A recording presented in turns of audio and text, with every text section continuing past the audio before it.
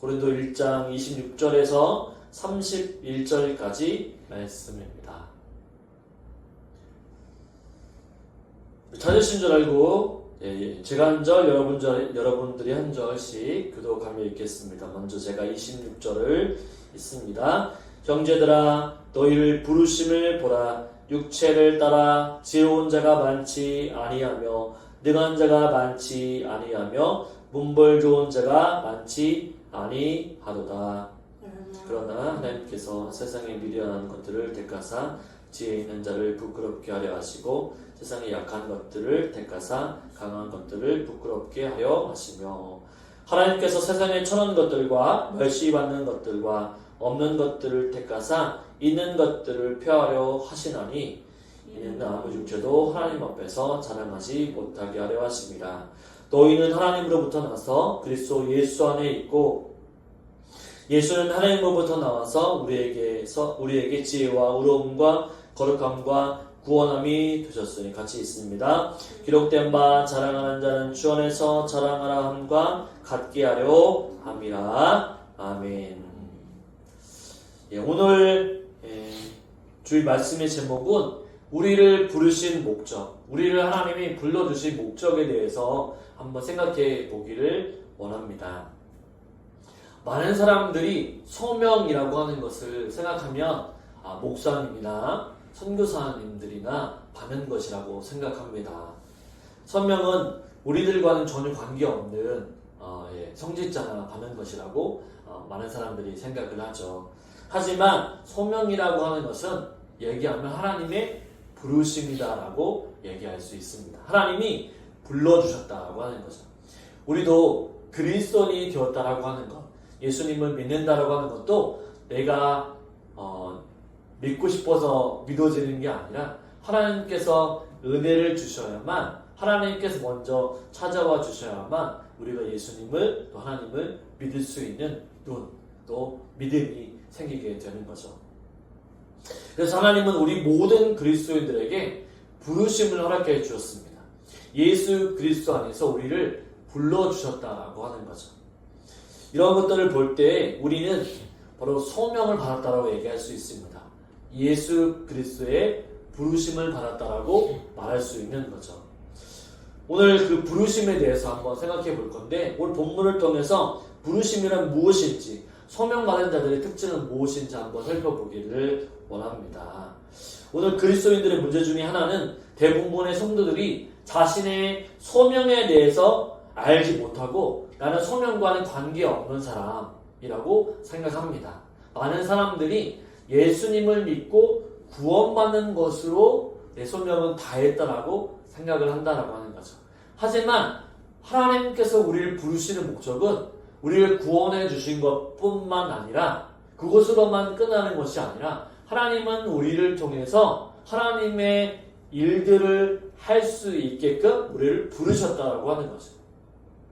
그래서 우리는 오해할 수 있습니다. 어떤 오해를 하냐면 나는 가진 것이 없고 지식도 없고 또 어린 자녀라든지 아니면 어르신들이라든지 나는 힘도 없고 내가 주님을 위해서 무엇을 할 수 있나라고 이렇게 생각할 수 있지만, 그러나 하나님은 그 연령과 시기와 때를 따라서 우리를 부르시고 하나님의 영광을 위해 우리를 부르셨다라고 하는 거죠. 여기서 보면 26절의 첫 마디를 보게 되면 어떤 말씀이 나오죠? 26절, 본문 26절에 보면 형제들아 너희를 부르심을 보라 라고 되어 있습니다. 부르심을 보라.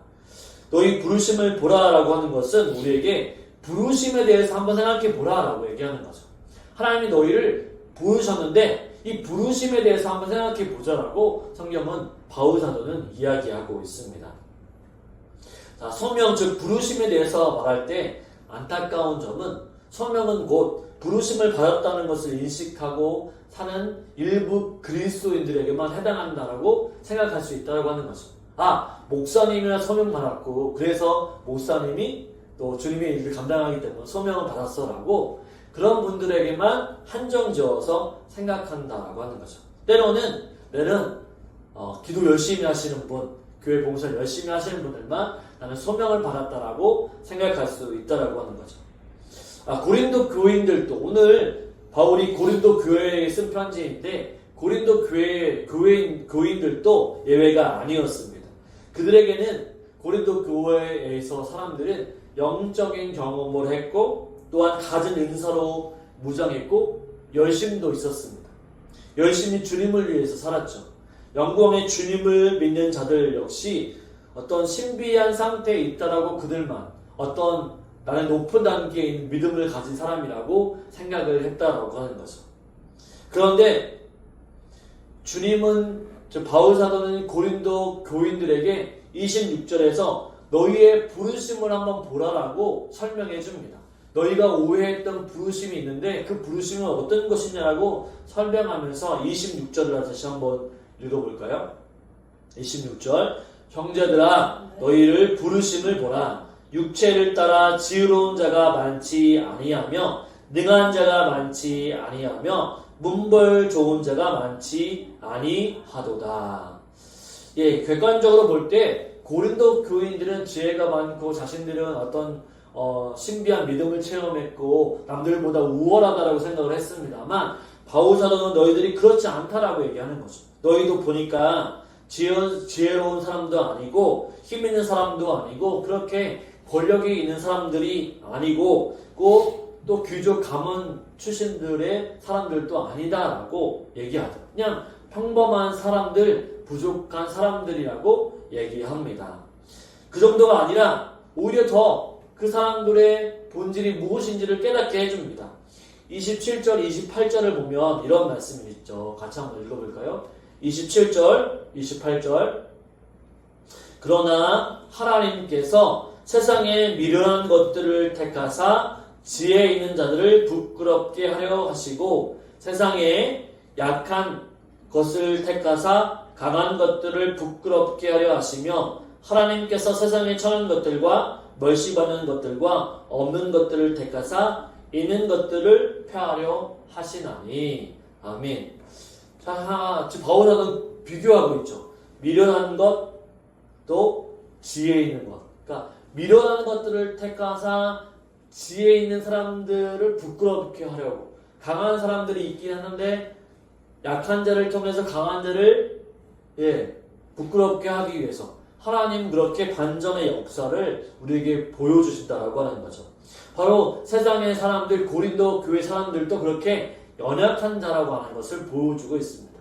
너희들 그냥 강한 자가 아니야. 너희는 세상 보면 약한 자고 연약한 자라고 얘기하고 있는 거죠. 그럼 본문이 오늘 우리 그리스도인들에게 주는 의미는 무엇일까요? 한번 이 시점에서 한번 생각해 보기를 원합니다. 선민 의식에 사로잡혀 자신들을 하나님께서 불러주시는 선한 사람이라고 생각할 수 있는데 우리는 이방인의 빛이 되라고 하나님께서 우리를 불러주신다라고 하는 것이죠.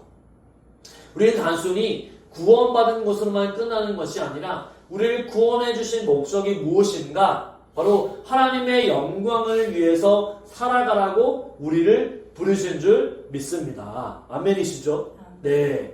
하나님은 우리를 그냥 좋은 곳 천국에 가려고 우리를 구원시켜 주시는 것이 아니라 더 큰 목적은 무엇이냐면 우리를 구원하시려고 우리를 구원을 통해 하나님의 자녀처럼 선한 행동을 하고 이 땅에 하나님의 자녀처럼 빛처럼 살아가기 위해서 우리를 불러주셨다라고 하는 거죠.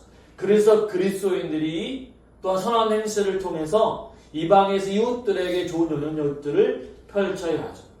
그러나 때로는 그런 영향력들을 펼치지 못하니까 세상의 사람들로부터 질타를 받고 기독교가 개독교라고 욕을 먹기도 하는 거죠. 세상의 사람들은 우리가 거룩한 행실을 통해서 하나님의 영광을 드러내 보일 수 있도록 원한다고 하는 것이죠. 자, 신명기 7장 3절에 보면 하나님께서도 강한 나라들이 참으로 많은데 애굽도 강했죠. 바벨론도 강했죠. 그런데 하나님이 이스라엘을 택한 목적이 있다라고 신명기 7장 3절에서 얘기했는데 제가 한번 말씀을 드려볼게요. 여호와께서 너희를 기뻐하시고 너희를 택하심은 너희가 다른 민족보다 수요가 많기 때문이 아니라 너희는 오히려 모든 민족 중에 가장 적으니라. 아멘. 그러니까 하나님이 이스라엘 민족을 선택하시는 것은 강한 민족도 있지만 가장 연약한 민족을 선택하셔서 이 사람들을 통해, 이 백성들을 통해 하나님이 얼마나 크신 분인지를 알게 하기 위해서 이스라엘 백성들을 선택하시는 거죠. 다시 돌이켜보면 이 말씀은 하나님께서 우리를 연약하고 부족한 자를 우리를 택하신 것, 이 땅 가운데 지식이 있고 학식이 많고 정말로 돈이 많고 하는 사람들을 선택하지 아니하시고 우리를 부족하고 연약한 우리를 선택하시는 이유는 전적인 하나님의 은혜라고 하는 것이죠. 물론 이 고린도 교회 안에서도 정말로 위대한 사람들이 많이 있었습니다. 그리스도, 가이오, 에라스도, 또 사도행전을 보면 순교했던 스데반도 있죠. 그런데 이 위대한 사람들도 있지만 하나님께서 그 위대한 사람들도 하나님의 영광을 위해서 사용하셨다라고 하는 거죠. 자기 자신이 얼마나 연약한 존재인지를 깨닫게 될 때 우리가 하나님의 부르심에 나아갈 수 있는 것입니다. 교만하면요, 하나님이 역사하시지 않죠. 하나님이 제일 싫어하는 사람은 교만한 사람입니다. 교만이라고 하는 것이 무엇일까요? 교만이라고 하는 것은 내 힘으로 살 수 있다, 하나님 없이 내가 살 수 있다 라고 하는 것이 교만인 거죠. 그래서 이 땅에 살아가도 무슨 문제가 있으면 믿는 자들은 하나님 앞에 기도하고 또 매달리고 하나님께 도와달라고 간구하는데 세상의 사람들은 자기의 힘과 능력으로 살아가죠. 그것이 바로 교만의 것입니다. 자기 자신이 얼마나 연약한 존재인지를 하나님 앞에서 인정하는 것이 매우 중요하죠. 그럴 때 하나님께서 역사하십니다. 그것이 왜 중요할까요? 자신의 썩고 부패하고 형편없는 연약한 존재라고 하는 사실을 깊이 깨닫는 자만이 하나님의 부르심이 얼마나 크고 위대한지를 알 수가 있는 거죠. 하나님이 나같이 연약한 자를 통해서 역사하시려고 우리를 부르셨구나. 그렇기 때문에 교만할 수 없는 거죠. 그래서 겸손하게 하나님 앞에 나아갈 수 있는 것입니다. 나 같은 존재라도 하나님 앞에 쓰임받을 수 있구나라고 하는 사실을 깨달을 수 있다라고 하는 거죠.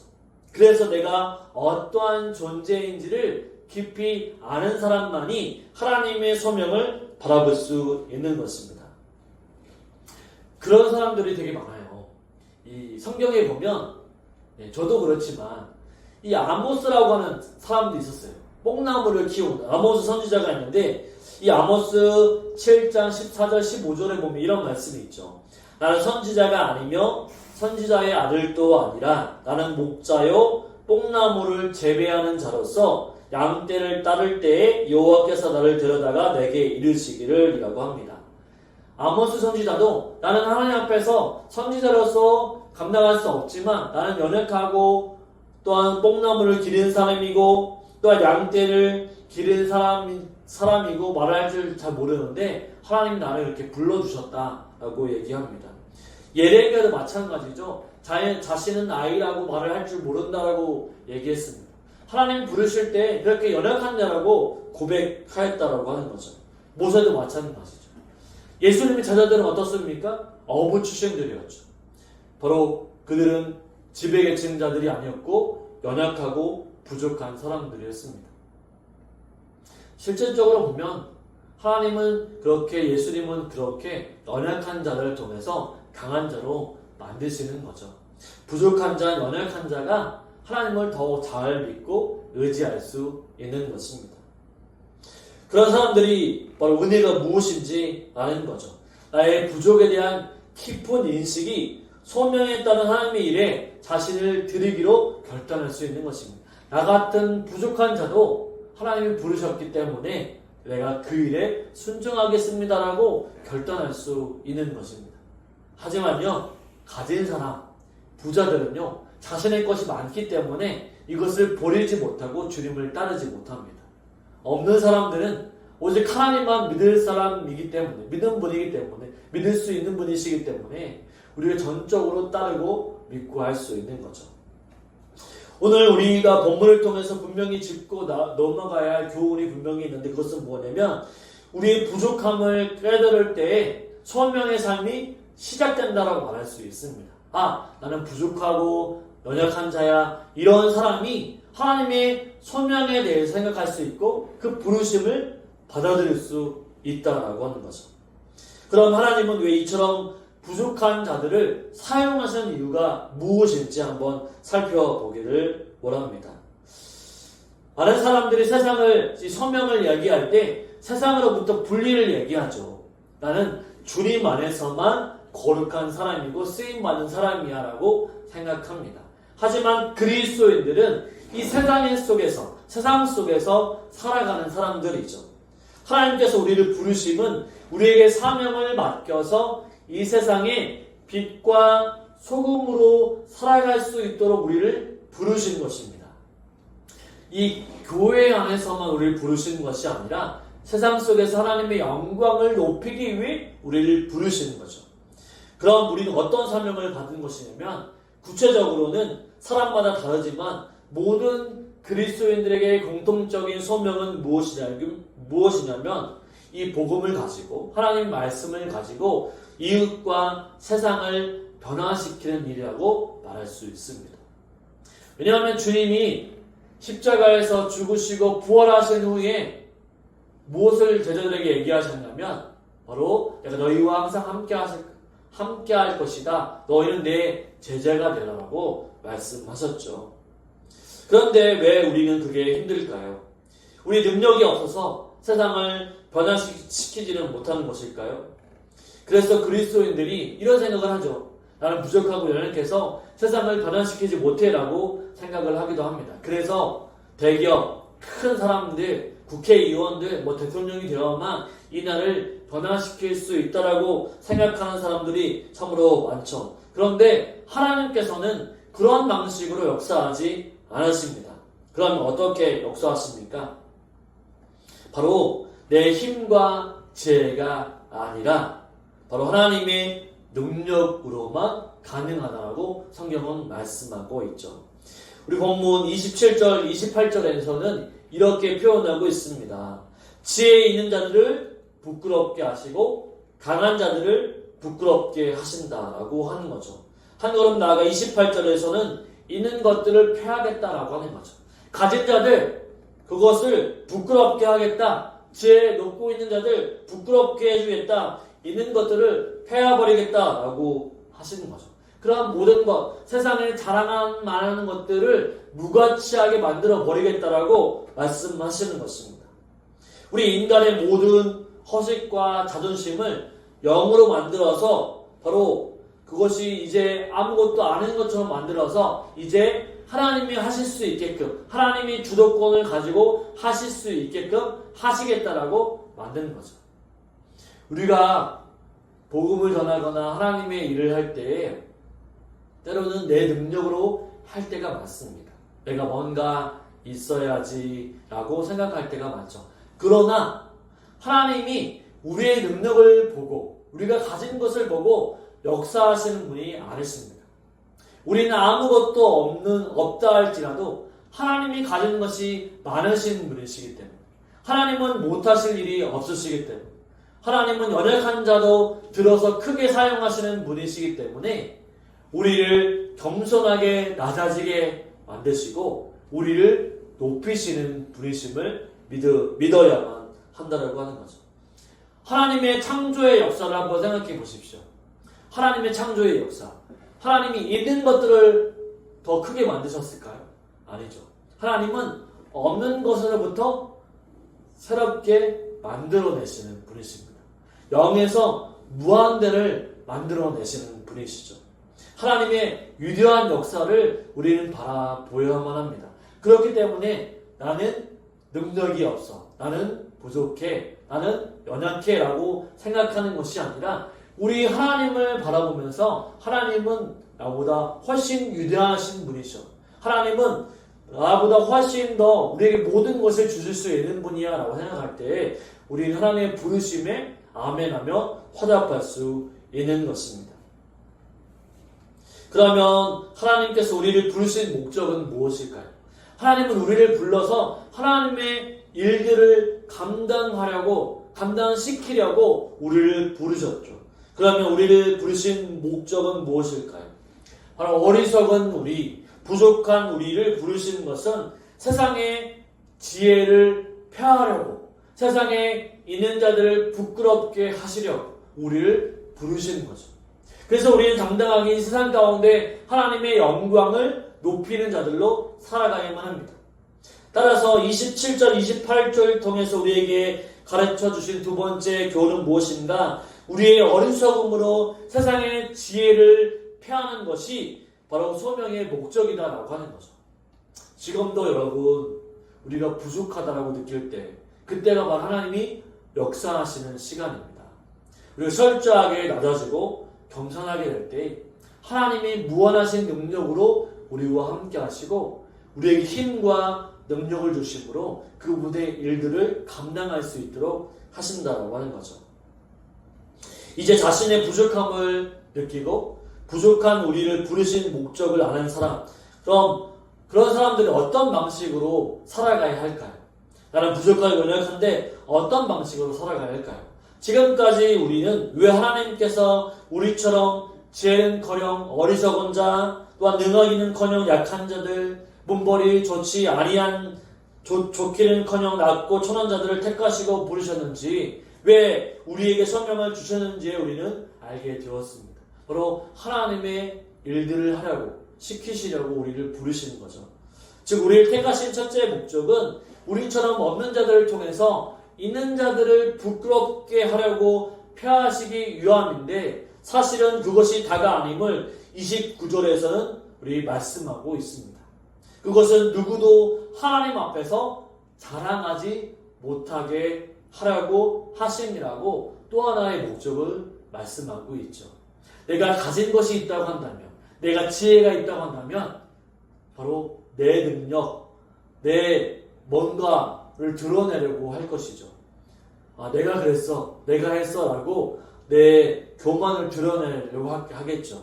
하지만 하나님의 능력으로 모든 것을 했다라고 한다면 내가 아니라 하나님의 영광이 드러나게 되는 거죠.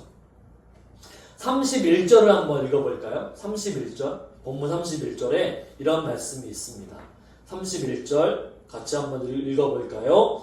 기록된 바 자랑하는 자는 주 안에서 자랑하라 함과 같게 하려 함이라. 아멘. 하나님께서 우리를 택하시고 부르시고 소명하신 궁극적인 목적은 부끄럽게 하고 피하신 것을, 또한 피하고 무엇을 못하게 하는 것뿐만 아니라 어떤 삶을 만들려고 하냐면 우리로 오직 주 안에서만 자랑하게 하려고 하고, 주 안에서만, 주님 안에서만 바로 하나님을 높이게 하려고. 아, 하나님이 하셨어, 하나님이 당하셨어, 주님 때문에 그렇게 가능한 일이야, 바로 하나님 때문에 그렇게 은혜를 주셔서 그렇게 할 수 있었어라고 주님을 자랑하기 위해서 우리를 그렇게 부르셨다라고 하는 거죠. 만일 더 똑똑하고 더 잘나고 더 힘이 있는 자들이 덜 지혜롭고 더 힘 있는 자들을 이기게 된다면 세상의 사람들은 그들이 원래 잘나서 그렇게 했다라고 생각할 수 있고, 그런 자들 가운데 바로 그런 영광을 돌리게 될 것입니다. 그러나 없는 자들을 통해서 있는 자들을 폐하면 어떻게 될까요?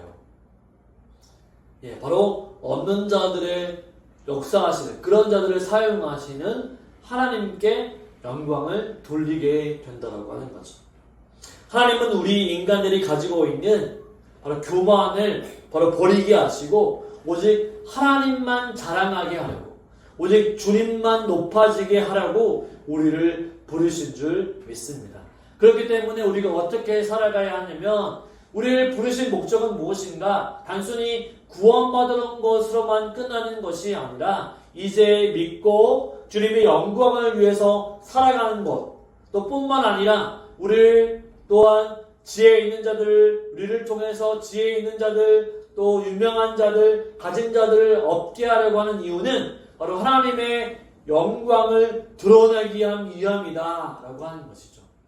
그래서 저와 여러분, 우리가 할 수 있는 일이 있다고 한다면 이 땅 가운데 이 세상의 빛과 소금으로 살고 선한 영향력들을 발휘하고 뿐만 아니라 우리를 통해 하나님의 영광을 올려 보낼 수 있는, 하나님께 영광 돌릴 수 있는 사람으로 살아가, 그래서 우리의 소명을 완성할 수 있는 저와 여러분의 삶이 되시기를 주님의 이름으로 축원을 드립니다. 아멘. 결론을 맺겠습니다. 정리하자면 지금까지 우리를 부르신 소명에 대해서 살펴보았습니다. 우리의 부족함을 깨달을 때 소명의 삶이 시작된다라고 하는 거죠. 절대 교만한 사람은 바로 하나님의 소명을 받아들일 수 없습니다. 오직 부족한 자만이 바로 부족함을 내가 깨달았을 때 오직 하나님만 필요합니다라고 하는 사실을 고백할 때에 우리 소명의 삶이 시작이 됩니다. 또 뿐만 아니라 우리의 어리석음으로 세상의 지혜를 피하는 것이 소명의 목적이죠. 하나님은 위대하신 분이시기 때문에 바로 우리를 통해 역사하시는 그 하나님을 바로 높이는 것이 바로 소명의 목적이라고 말할 수 있습니다. 우리 다 소명을 깨닫고 하나님이 부르신 소명에 이 땅 가운데 살아갈 수 있는 저와 여러분의 삶이 되시기를 주님의 이름으로 축원을 드립니다. 아멘.